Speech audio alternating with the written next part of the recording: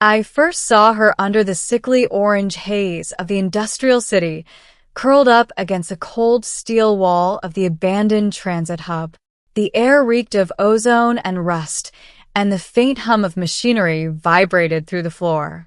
I'd been called to heal someone, or something, who had survived an encounter no ordinary human could withstand. The request was anonymous, routed through the network like a whisper in the dark. My first thought was that it was a trap, but curiosity, that old, stubborn trait, pushed me forward. She was barely conscious when I arrived. Her skin shimmered faintly under the flickering lights, like liquid mercury rippling beneath a veil. There were no visible injuries, no blood, no burns, no bruises, but I could feel the echoes of trauma reverberating through her aura. It was unlike anything I had encountered. I had healed war veterans, victims of industrial accidents, and even a few cybernetically enhanced beings, but her energy was different.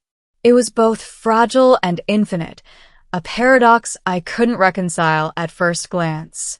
"Don't touch me," she whispered, her voice a strange harmony, like multiple notes resonating from a single throat.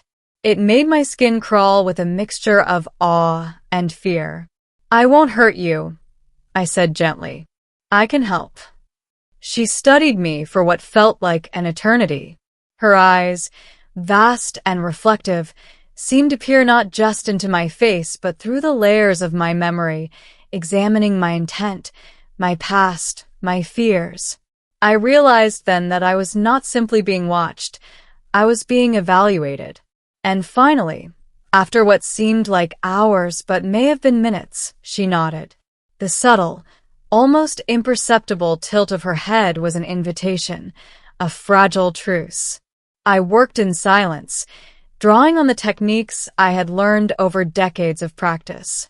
I traced the invisible threads of her life force, untangling knots of pain and fear, coaxing harmony back into the shattered patterns of her energy. She remained still, her body coiled like a spring, yet her aura softened with every touch. As I worked, I sensed that the source of her pain was not physical, but existential, a fracture in the very way she interfaced with reality. This was beyond ordinary healing. It was delicate diplomacy with an unknown intelligence. Hours passed. The city outside decayed into silence as the night deepened. I barely noticed the cold creeping into my bones until I felt her gaze on me, luminous and penetrating. "You are persistent," she murmured. "Few dare to touch what they do not understand." "I've never encountered someone like you," I admitted. "Whatever you are, you deserve to be whole again." A shiver ran through her body, though she remained motionless. Then she whispered something that made my blood run cold. "I am not of this world." The words were soft but carried weight, like a declaration that rippled across reality itself. I stopped, my hands hovering over her. What do you mean?" Her head tilted, eyes glinting in the dim light.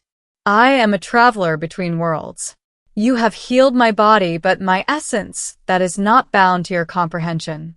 You cannot fathom the full depth of what you have touched." I swallowed hard. Rationality fought with instinct, and instinct was screaming. "Why trust me, then?" "Because you do not fear what you cannot understand. You treat the unknown with reverence, not violence. That is rare." I had never been called rare before. Or perhaps I had, but never by someone or something that could dissolve the very fabric of what I believed reality to be. I resumed my work, now with greater care.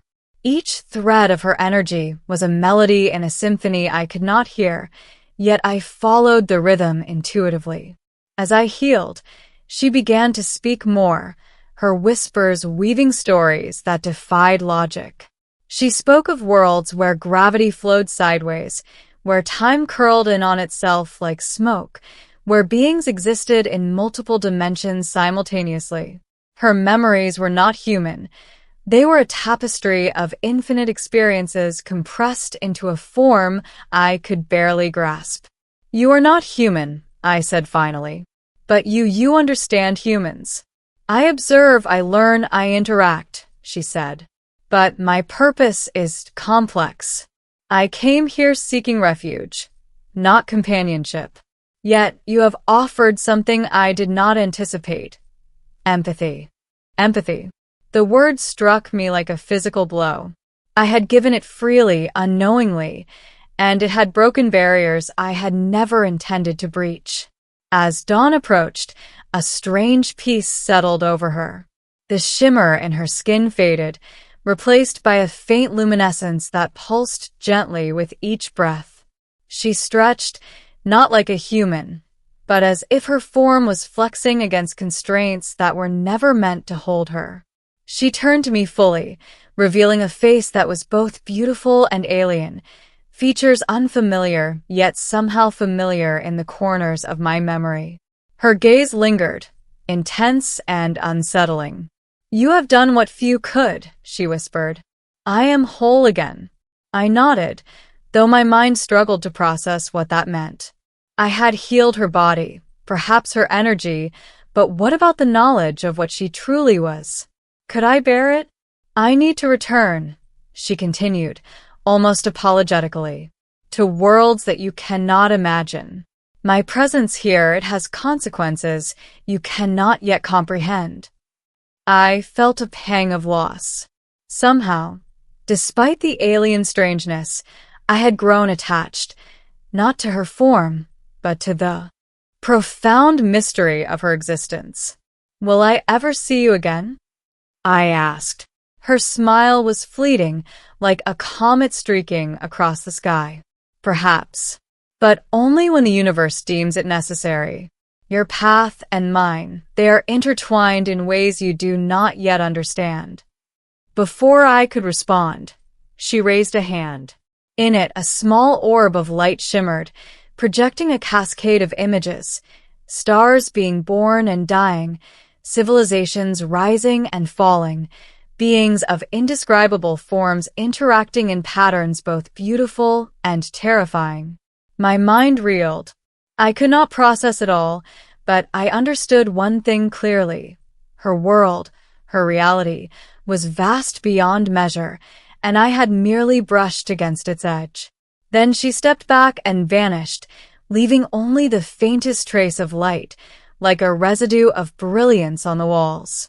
The city remained unchanged, indifferent to the events that had unfolded within its steel skeleton. I stood alone, my hands still tingling from the residual energy, my heart heavy with awe and incomprehension.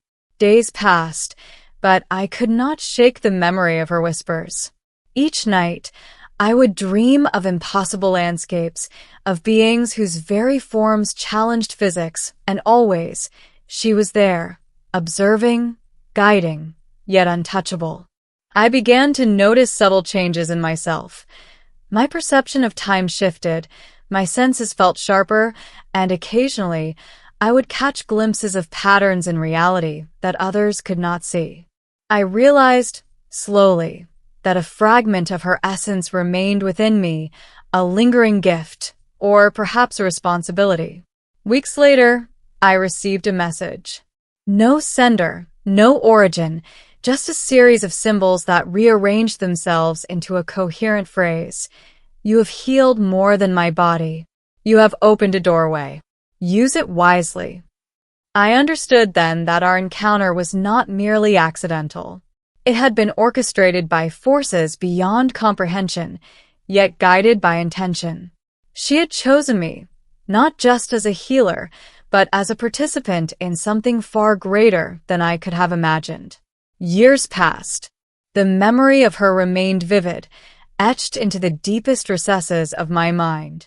I continued my work, healing humans, cyborgs, even artificial intelligences, but I did so with a new awareness. The universe was larger than I had ever imagined, and in my hands, each act of healing resonated across dimensions I could barely perceive. Sometimes, late at night, I would hear a whisper in the wind, soft and melodic. "You are ready." One evening, as the city skyline glowed under the fading light of a twin sunset, a phenomenon I had never witnessed before, I felt her presence again. She did not appear, but I sensed her across the fabric of space. The energy she left within me vibrated, calling me to action. I realized then that healing her had been only the beginning. Whatever lay ahead would demand courage, understanding, and a willingness to embrace the incomprehensible. I looked at the horizon, feeling both fear and exhilaration. Somewhere, in worlds beyond imagination, she was out there, watching, waiting, and perhaps guiding me toward my destiny. And I knew, with absolute certainty, that I would never be the same again. The universe had revealed itself in a whisper, and I had listened.